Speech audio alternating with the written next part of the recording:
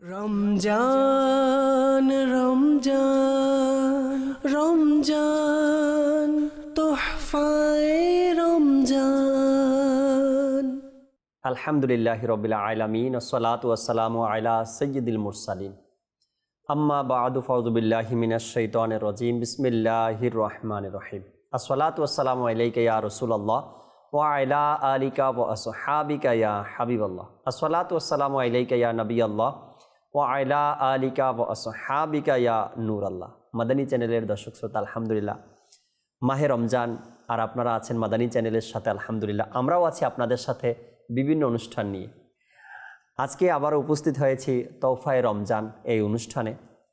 আর এই অনুষ্ঠানে আপনারা দেখছেন এক একদিন এক একটা বিষয় নিয়ে আলোচনা করার চেষ্টা করি, যাতে করে আমাদের কিছু পরিবর্তন হয়, আমল শিখতে পারি, ইবাদত শিখতে পারি, কিছু জানতে পারি, দিন ইসলাম শিখতে পারি। আলহামদুলিল্লাহ আজকেও নতুন একটি বিষয় নিয়েছি। কোন বিষয় নিয়ে আলোচনা করব তা আপনাদেরকে জানাবো, সাথে থাকতে হবে ইনশাআল্লাহ তাআলা। এর পূর্বে আসুন দুরুদ ও সালামের ফজিলত আমরা শ্রবণ করি। হুজুর আকরাম সাল্লাল্লাহু তাআলা আলাইহি ওয়াসাল্লামের বাণী হচ্ছে, আর এই হাদিসে পাকটি ফিরদাউসুল আকবার কিতাবের মধ্যে বর্ণিত রয়েছে। আমার নবী সাল্লাল্লাহু তাআলা আলাইহি সাল্লাম ইরশাদ করেছেন, হে লোকেরা, নিশ্চয় কিয়ামতের দিনের ভয়াবহতা এবং হিসাব নিকাশ থেকে তাড়াতাড়ি মুক্তিপ্রাপ্ত ব্যক্তি সেই হবে। কিয়ামতের ময়দানে তাড়াতাড়ি হিসাব নিকাশ থেকে মুক্তি সেই ব্যক্তি পাবে যে তোমাদের মধ্যে বেশি পরিমাণে দুনিয়াতে আমার উপর দুরূদ শরীফ পাঠ করবে। স্পষ্ট হাদিসে পাক ফিরদাউসুল আকবার কিতাবের মধ্যে রয়েছে যে তোমরা কিয়ামতের ময়দানে যে ব্যক্তি চায় যে আমি হিসাব নিকাশ থেকে তাড়াতাড়ি মুক্তি পেয়ে যাই, কেননা কিয়ামতের ময়দানে হিসাব দেওয়ার জন্য মানুষ খুব আগ্রহ নিয়ে চলবে, যেন আমার হিসাবটা আগে হয়ে যায়, আমি আগে হিসাব দেব। কেননা এমনও অবস্থা হবে মানুষের মধ্যে, মানুষ বলবে যদি হিসাব নিকাশ হয়ে যায়, ফয়সালা হয়ে যায়, আমাকে জাহান্নামে দিয়ে দেখ, তারপরও আমাকে হাসরের ময়দান থেকে যেন বের করে দেওয়া হয়। অর্থাৎ কিয়ামতের ময়দানে আমি দাঁড়িয়ে থাকতে পারছি না, আমার হিসাব নেওয়া হোক, হিসাব নেওয়ার পরে যদি আমি জাহান্নামী হই, আমাকে জাহান্নামে পাঠিয়ে দেখ, কোনো অসুবিধা নেই, কিন্তু আমাকে এখান থেকে আমি কিয়ামতের ময়দান থেকে পার পেতে চাই। এমন এক কঠিন অবস্থা হবে কিয়ামতের ময়দানে। আর আমার নবী বলেন, সেখান থেকে তাড়াতাড়ি হিসাব নিকাশ থেকে মুক্তি পাওয়ার জন্য দুনিয়াতে যে ব্যক্তি বেশি পরিমাণে দুরূদ শরীফ পাঠ করবে সেই কিয়ামতের ময়দানে তাড়াতাড়ি হিসাব নিকাশ থেকে মুক্তি পাবে। আমাদের উচিত নিজের উপর দয়া করা আর বেশি পরিমাণে দুরূদ ও সালাম পাঠ করা। সাল্লু আলাল হাবিব সাল্লাল্লাহু তাআলা আলা মুহাম্মদ সাল্লাল্লাহু তাআলা আলাইহি ওয়াসাল্লাম।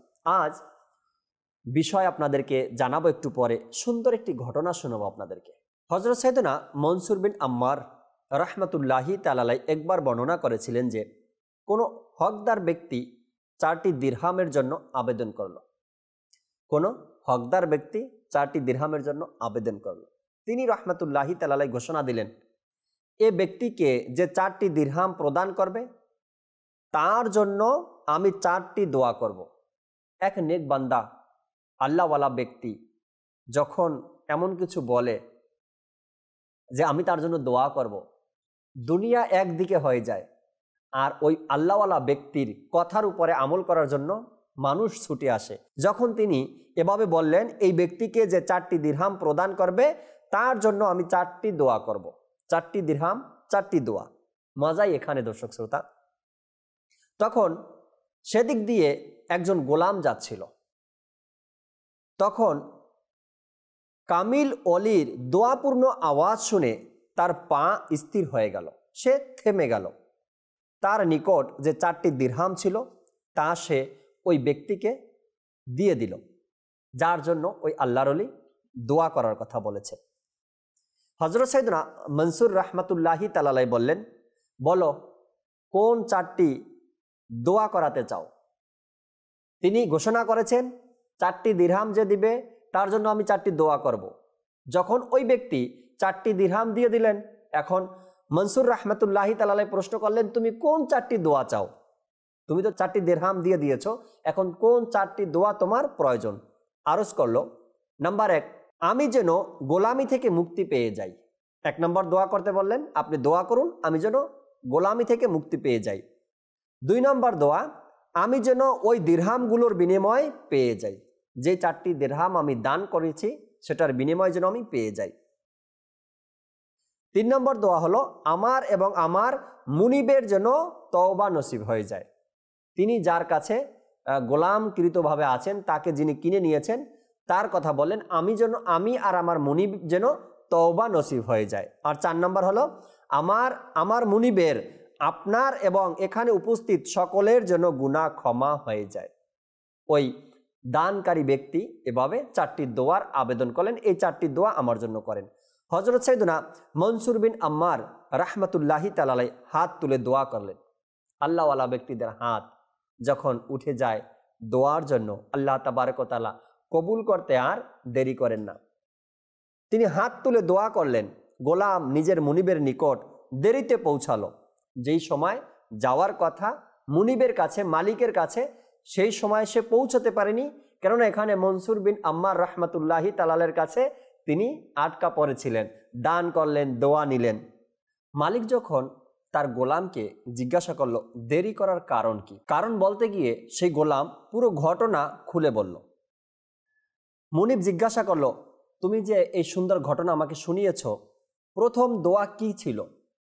তখন গোলাম বলল, আমি আরজ করলাম দোয়া করুন যেন আমি গোলামি থেকে মুক্তি পেয়ে যাই।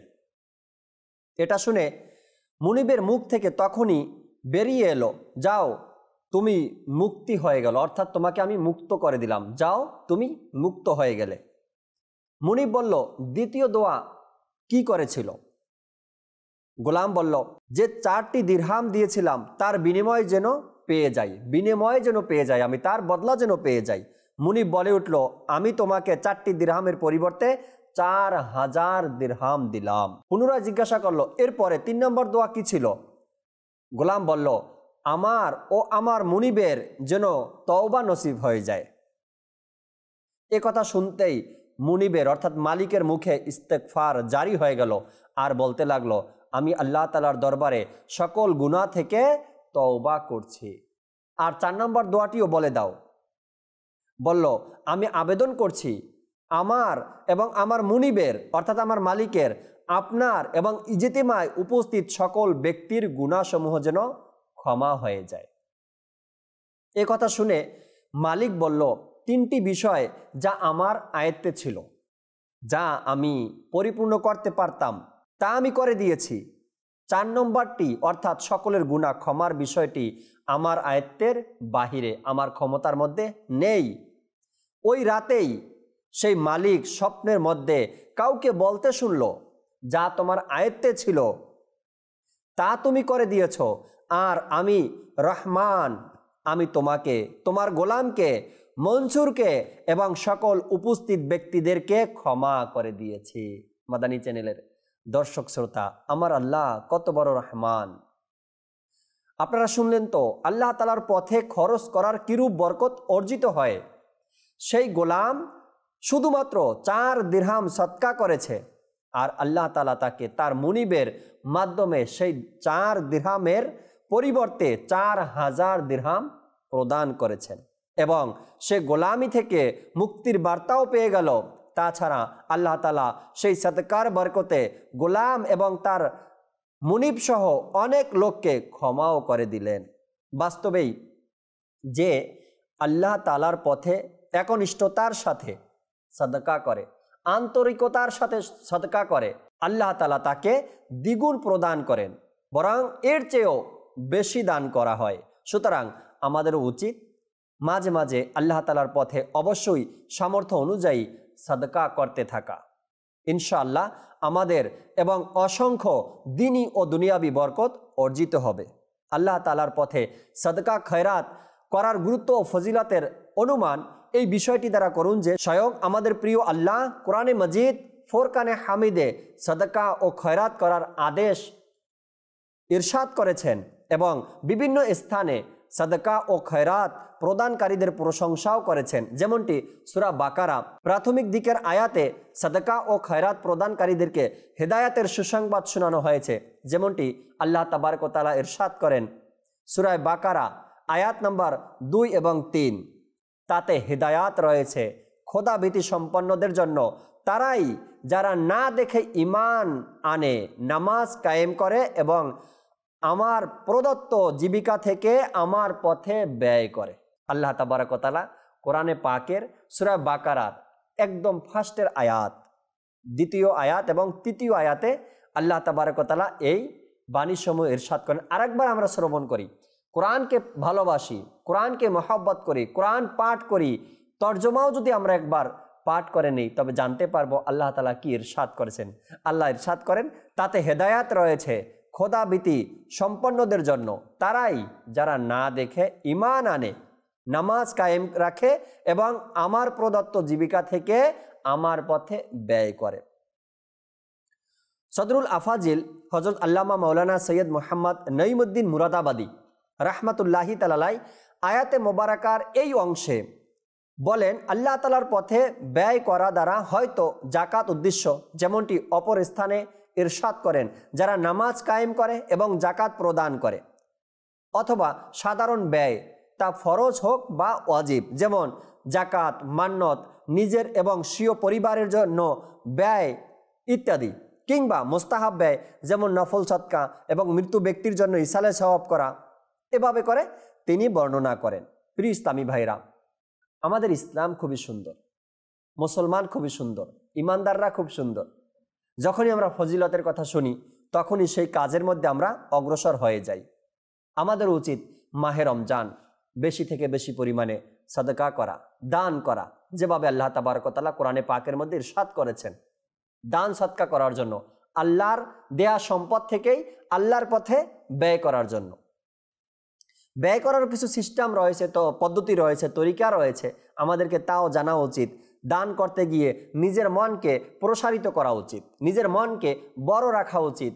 দান করার সময় ভালো বস্তুকে দান করা উচিত। আর এটাও বলা হয়েছে, যখন তোমরা দান করো নিজের পছন্দনীয় বিষয়টা, নিজের পছন্দনীয় জিনিসটাকে আল্লাহর পথে ব্যয় করো। এখন আমরা ব্যয় করি, দান করি যেটা আমার অপছন্দনীয়। কষ্ট পাবেন না আশা রাখি। এই বিষয়গুলো যদি তুলে না ধরি তবে আমরা জানবই না যে আসলেই কোরআন হাদিস এ ব্যাপারে কি বলে। অনেক মানুষকে পাবেন, অনেক মানুষকে দেখা যায় যখন জুমার দিন হয়, রমজান মাস হয়, সদকা করার সময় আসে বা আমরা সদকা করি, তখন নিজের পকেট থেকে সবচাইতে পুরানো নোট যেটা রয়েছে, সবচাইতে ছিঁড়া যে টাকা রয়েছে, নোট রয়েছে, সেটা আল্লাহর রাস্তায় আমরা ব্যয় করি। এমনটা করা উচিত নয়। আপনার অপছন্দনীয় নোট কেন আল্লাহ রাস্তায় ব্যয় করেন? পছন্দনীয় বিষয়টা আপনি আল্লাহ রাস্তায় ব্যয় করুন, এতেই তো কল্যাণ রয়েছে। আর এটাই বলা হয়েছে নিজের পছন্দের জিনিসটাই আল্লাহর পথে ব্যয় করার জন্য। আল্লাহ তাবারক ওয়া তাআলা কোরআনে পাকের সূরা আল ইমরানের 92 নম্বর আয়াতের মধ্যে ইরশাদ করেন, যা কানজুল ঈমান থেকে এভাবে অনুবাদ করা হয়েছে, তোমরা কখনো পুণ্য পর্যন্ত পৌঁছাবে না যতক্ষণ আল্লাহর পথে আপন প্রিয় বস্তু ব্যয় না করবে, এবং তোমরা যা কিছু ব্যয় করো তা আল্লাহর জানা আছে। আমি চুপ করে পকেটে হাত দিলাম, সেখান থেকে সবচাইতে পুরানো নোটটা, ছোট নোটটা বের করলাম, হাত মুঠ করে এরপরে আমরা দান করলাম, ভাবছি কেউ দেখেনি। কেউ না দেখলেও আল্লাহ তো দেখেছেন। আল্লাহ তাআলা কি ইরশাদ করেছেন, তোমরা যা কিছু ব্যয় করো তা আল্লাহর জানা আছে। আর এই আয়াতে পাকের প্রথম অংশে কি বলা হয়েছে, তোমরা কখনো পুণ্য পর্যন্ত পৌঁছাবে না যতক্ষণ আল্লাহর পথে আপন প্রিয় বস্তু ব্যয় না করবে। তাফসিরের মধ্যে রয়েছে, হযরত ইবনে ওমর রাদিয়াল্লাহু তাআলা আনহুমা বলেন, এখানে ব্যয় করা ব্যাপক অর্থে ব্যবহৃত হয়েছে। সব ধরনের সদকা এতে অন্তর্ভুক্ত, অর্থাৎ ওয়াজিব সদকা হোক কিংবা নফল সদকা এতে অন্তর্ভুক্ত। হযরত হাসান বসরি রাহমাতুল্লাহি তাআলার অভিমত হচ্ছে, যে সম্পদ মুসলমানদের নিকট প্রিয় আর তা আল্লাহ তাআলার সন্তুষ্টির জন্য ব্যয় করে তারা এই আয়াতের অন্তর্ভুক্ত। সুবহানাল্লাহ, সুবহানাল্লাহ। বারবার এই কথা শুনে অন্তর থেকে সুবহানাল্লাহ চলে আসে। আল্লাহ তাবারক ওয়া তাআলা আমাদের জন্য কত বড় নিয়ামত রেখেছেন। যে সম্পদ মুসলমানদের নিকট প্রিয় আর তা আল্লাহ তাআলার সন্তুষ্টির জন্য ব্যয় করে তারা এই আয়াতের অন্তর্ভুক্ত, যদিও তা একটি খেজুরও হোক না কেন। আপনার কাছে যা আছে সেটা আপনার প্রিয়, আর সেই যা আছে সেখানে যেই প্রিয় বিষয়টা রয়েছে, যে প্রিয় বস্তুটা রয়েছে, সেটাই আল্লাহর রাস্তায় ব্যয় করার হুকুম এসেছে। আর এই আয়াতের অন্তর্ভুক্ত তারাই হবে যারা এই পছন্দনীয় বিষয়টা বস্তুটাকে আল্লাহ রাস্তায় দান করতে পারবে। আজকাল আমরা মসজিদ মাদ্রাসার জন্য জায়গা দান করি। কোন জায়গাটা দান করি? যেটা একদম পানির মধ্যে, যেটা আমার কোনো কাজে আসে না, যেখানে কোনো ফসল হয় না, আমরা সেটা মসজিদ মাদ্রাসার জন্য দান করতে চেষ্টা করি। কেন? মেইন রাস্তার পাশে, যেখানে নামাজিরা সচরাচর আসতে পারবে, যেখানে নামাজ আদায় করতে সুবিধা হবে, যেখানে ছাত্রদের আসা যাওয়ার সুযোগ হবে, সেখানের জায়গাটা কেন দিচ্ছি না? ওখানে তো আপনার জায়গা আছে।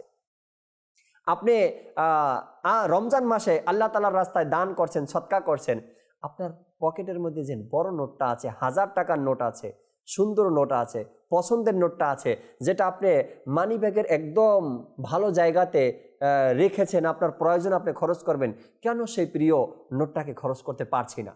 অন্তরকে আমি একবার প্রশ্ন করি, আমার মনকে আমি প্রশ্ন করি, কেন পারছি না আমার ভালো জিনিসটাকে আল্লাহর রাস্তায় ব্যয় করতে? যখন নিজের সন্তানকে মাদ্রাসায় ভর্তি করার ব্যাপারটা আমরা চিন্তা করি, তখন ঘরের মধ্যে যে সন্তানটা বেশি দুষ্টুমি করে, বেশি একটু জ্বালাতন করে, সেই সন্তানটাকে কেন দেই? যে কানে শুনে না, যে চোখে দেখে না, অবহেলিত যে সন্তান, তাকেই মাদ্রাসার জন্য কেন চয়েস করি? আপনার পছন্দের সন্তানটাকে, ভালো ট্যালেন্টফুল সন্তানটাকে কেন মাদ্রাসায় দিচ্ছি না?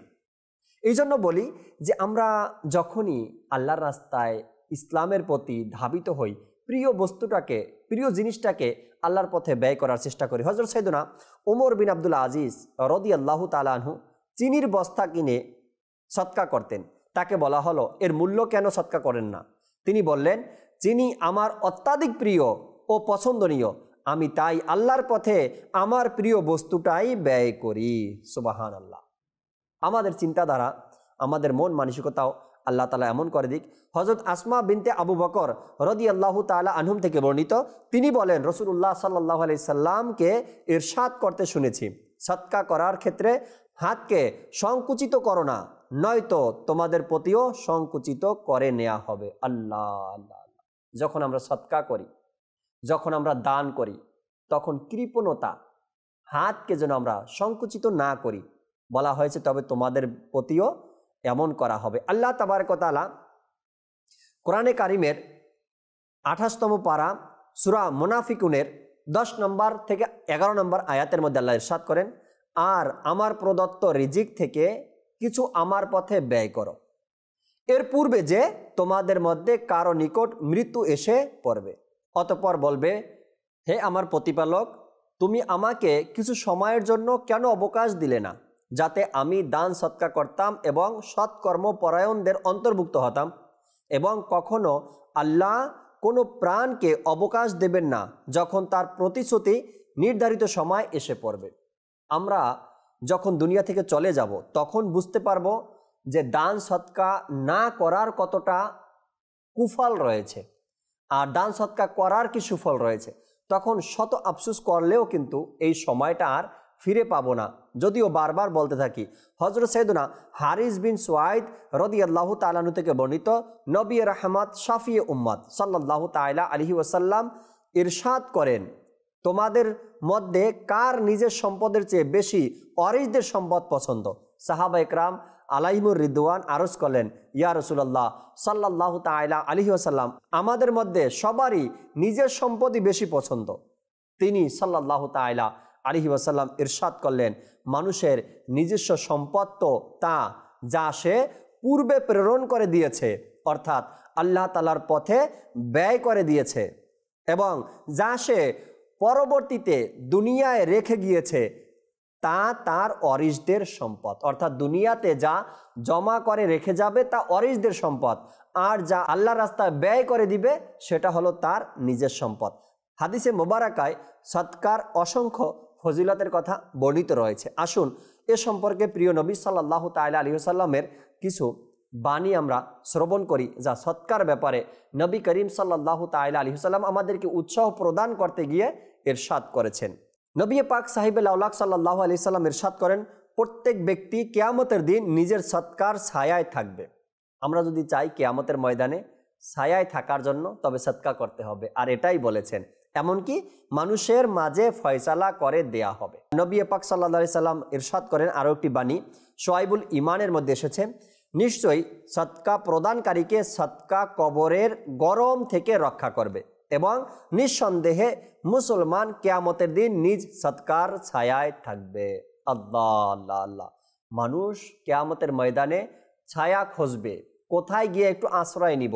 আর আমার নবী বলেন যে সৎকাকারী হবে সে নিজের সৎকার ছায়ায় থাকবে কিয়ামতের ময়দানে। তিরমিজি শরীফের মধ্যে এসেছে আরও একটি বাণী আমার নবীর, আমরা শ্রবণ করি। নামাজ হলো ইমানের দলিল এবং রোজা হলো গুনাহের ঢাল স্বরূপ। আর সৎকা গুনাহকে এভাবে মিটিয়ে দেয় যেমনিভাবে পানি আগুনকে মিটিয়ে দেয়। সুবহানাল্লাহ। হুজুর আকরাম সাল্লাল্লাহু তাআলা আলাইহি ওয়াসাল্লাম আরও ইরশাদ করেন, শোয়াইবুল ইমানের মধ্যে বর্ণিত রয়েছে, ভোরে সৎকা করো, কেননা বিপদ আপদ সৎকার আগে কদম বাড়ায় না। নবী করিম রউফুর রহিম সাল্লাল্লাহু তাআলা আলাইহি ওয়াসাল্লাম আরও ইরশাদ করেন, নিশ্চয়ই মুসলমানের সৎকা বয়স বৃদ্ধি করে এবং মন্দ মৃত্যুকে প্রতিরোধ করে, আর আল্লাহ তাআলা এর বরকতে সৎকা প্রদানকারী থেকে অহংকার ও গর্ব মন্দ স্বভাব দূর করে দেয়। আল্লাহ আল্লাহ আল্লাহ সুবহানাল্লাহ। জানি না আমাদের মধ্যে কত মানুষের এই রোগ আজকাল ছড়িয়ে পড়েছে। আমরা সৎকা করি যাতে করে আল্লাহ আমাদেরকে ক্ষমা করে দেন। আরও বলেন যে আল্লাহ তাআলা সন্তুষ্টির জন্য সৎকা প্রদান করে, তবে তার জন্য গুনাহের মধ্যখানে পর্দা হয়ে যায়। নবী করিম সাল্লাল্লাহু আলাইহি সাল্লাম তিরমিজি শরীফের মধ্যে আরও ইরশাদ করেছেন, নিশ্চয়ই সৎকা রব তাআলার গজবকে প্রশমিত করে এবং মন্দ মৃত্যুকে প্রতিরোধ করে। আমরা যারা চাই এই ফজিলতগুলো অর্জন করতে, আমাদের উচিত আমরা সকাল সন্ধ্যা সৎকা করি। বালা মুসিবত সৎকার আগে যেতে পারে না। প্রতিদিন সকালে উঠে আমরা সৎকা করার চেষ্টা করি। বিশেষ করে মাহে রমজান আমি নিজে সৎকা করি, আমার পরিবার পরিজনকে দিয়ে সৎকা করাই, নিজের বাচ্চাকে দিয়ে সৎকা করাই, নিজের বাবা মাকে দিয়ে সৎকা করাই। এর গুণাগুণই আলাদা, এর ফজিলতই আলাদা। দর্শক শ্রোতা, আপনি তো প্রতিদিনই সৎকা করেন, একদিন নিজের সন্তানকে দিয়েও সৎকা করান। আমার আমিরুল সুন্নাত দামাত বারকাতুহুল আলিয়া বলেন, যখন নিজ সন্তানকে দিয়ে সৎকা করানো হবে তখন ওই সন্তানের মধ্যেও এই মন মানসিকতা তৈরি হবে যে আমিও সৎকা করি, আমিও সৎকা করি, আমিও সৎকা করি। এভাবে করে তার মধ্যে এক চিন্তাধারা চলে আসবে। নিজের পরিবারকে দিয়ে সৎকা করাই, তখন তাদের মধ্যে অভ্যাস হয়ে যাবে সৎকা করার। দেখবেন তারাও সৎকা করা শুরু করে দিয়েছে। আর এটাই আমাদের জন্য কল্যাণ রয়েছে এবং আখিরাতের সঞ্চয় আমাদের জন্য বলতে পারি। এক ব্যক্তি খোরাসান থেকে বসরা এলো এবং সে প্রসিদ্ধ আল্লাহর ওলি হযরত সাইয়েদনা হাবির আজমি রাহমাতুল্লাহি তাআলার নিকট আমানত স্বরূপ 10,000 দিরহাম গচ্ছিত রাখে এবং বলল যে আপনি আমার জন্য বসরায় একটি ঘর কিনবেন, যেন যখন আমি মক্কা থেকে ফিরে আসব তখন সেই ঘরে থাকতে পারি। এমতো অবস্থায় মানুষ আটার উচ্চ মূল্যের সম্মুখীন হলো। তখন হযরত হাবিব আজমি রাহমাতুল্লাহি তাআলা আলাইহি সেই দিরহামগুলো দ্বারা আটা কিনে সৎকা করে দিলেন। তাকে বলা হলো, সেই ব্যক্তি তো আপনাকে ঘর কেনার জন্য বলেছিলেন, বললেন আমি তার জন্য জান্নাতে ঘর নিয়েছি, যদি সে এতে খুশি থাকে তবে তো ঠিক আছে, নয়তো আমি তাকে 10,000 দিরহাম ফিরিয়ে দিব। অতঃপর যখন সে ফিরে এলো তখন জিজ্ঞাসা করলো, হে আবু মুহাম্মদ রাহমাতুল্লাহি তাআলা আলাইহি, এটি হযরত হাবিব আজমি রাহমাতুল্লাহি তাআলার উপনাম ছিল, আপনি কি ঘর কিনেছেন? উত্তর দিল, হ্যাঁ, অট্টালিকা, নদী এবং গাছপালা সহ। তখন সেই ব্যক্তি অনেক খুশি হলো। অতঃপর বলতে লাগলো, আমি তাতে থাকতে চাই। তিনি রাহমাতুল্লাহি তাআলা আলাইহি বললেন, আমি সেই ঘর আল্লাহ তাআলার নিকট থেকে জান্নাতে কিনেছি। এ কথা শুনে সেই ব্যক্তি খুশি আরও বেড়ে গেল। তার স্ত্রী বলল, তাকে বলুন যে তার জামানতের একটি দলিল লিখে দিতে।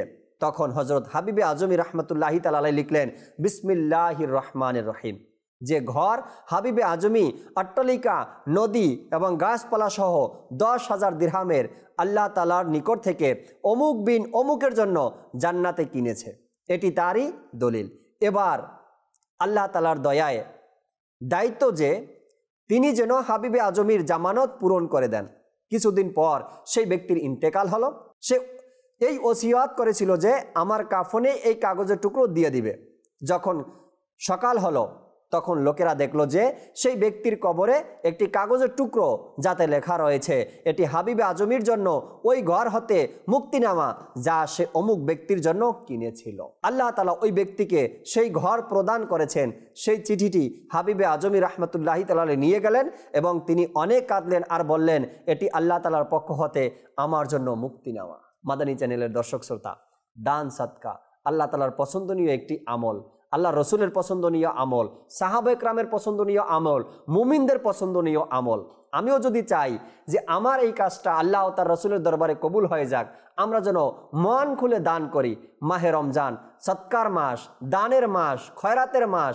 জানি না আপনার আমার দান অনুদানের মাধ্যমে কত গরিব মানুষ নিজের দিন অতিবাহিত করবে, আপনার আমার সৎকার মাধ্যমে কত দিনী প্রতিষ্ঠানগুলো সুন্দরভাবে পরিচালিত হবে। আল্লাহ তাবারক ওয়া তাআলা আমাদেরকে মন খুলে মাহে রমজানে সৎকার করার তৌফিক দান করুক। কেননা রমজানে এক সৎকার বিনিময়ে আল্লাহ তাবারক ওয়া তাআলা 70 সৎকার সওয়াব দান করেন। আল্লাহ তাআলা আমাদেরকে এই মুহূর্তে কাজের মধ্যে অংশগ্রহণ করার তৌফিক দান করুক। আমিন বিজাহিন নবিল আমিন সাল্লাল্লাহু আলাইহি সাল্লাম। আগামী পর্বে আবারও নতুন একটি বিষয় নিয়ে আলোচনা করব। ততক্ষণ মাদানী চ্যানেলের সাথেই থাকুন। সাল্লু আলাল হাবিব সাল্লাল্লাহু তাআলা আলা মুহাম্মদ সাল্লাল্লাহু তাআলা আলাইহি ওয়াসাল্লাম। রমজান রমজান রমজান তোহফায়ে রমজান।